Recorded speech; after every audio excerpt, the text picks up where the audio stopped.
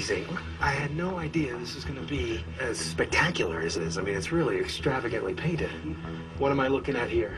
This is representing the monk on the back of the horse, which represent the founder of the monastery, Abuna Yamata, one of the 9 saints. Here you have the 9 saints. All right. Abuna Yamata was one of the 9 saints who fled persecution in Constantinople and found sanctuary here in northern Ethiopia.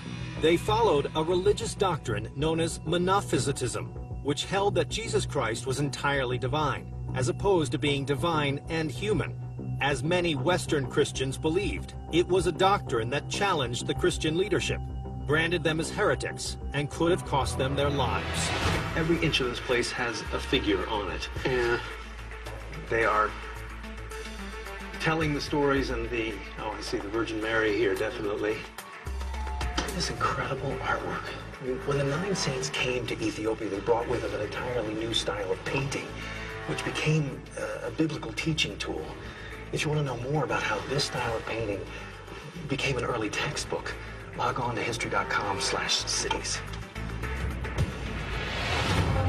Now, do people actually come and use this place presently now? What makes very interesting is also children are baptized in here, so the women has to come up all, with these climbs. With their babies? With the babies on their back. Wow. So you see, this church is quite active every time. All right, very important to the local community. Very important, very important.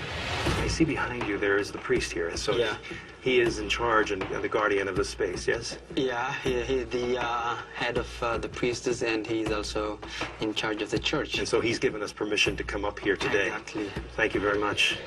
This priest scales the cliff several times a week, half a mile high, to tend to his local parishioners and distant visitors, spreading the church's unique vision of the Gospels. So all these Bibles and prayer books here, he's going to show us. The priest has opened one up. Can we see inside one? These are very, very old. And hand script here and hand painted, I guess, huh? Yeah.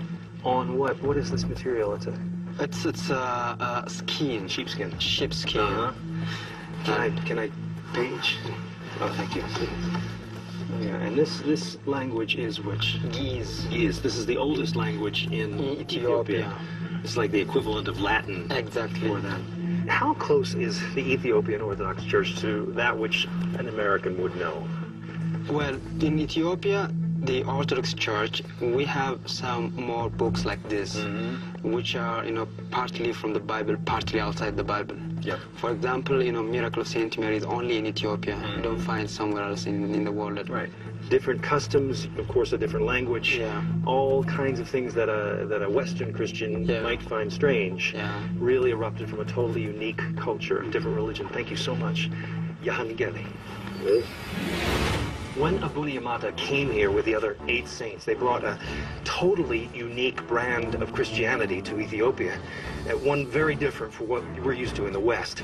I mean, it involved different rituals, different lost books. It really was a whole unique view of Christianity, and it was mysterious because it was isolated, cut off from the rest of the world, and that mystery really continues today.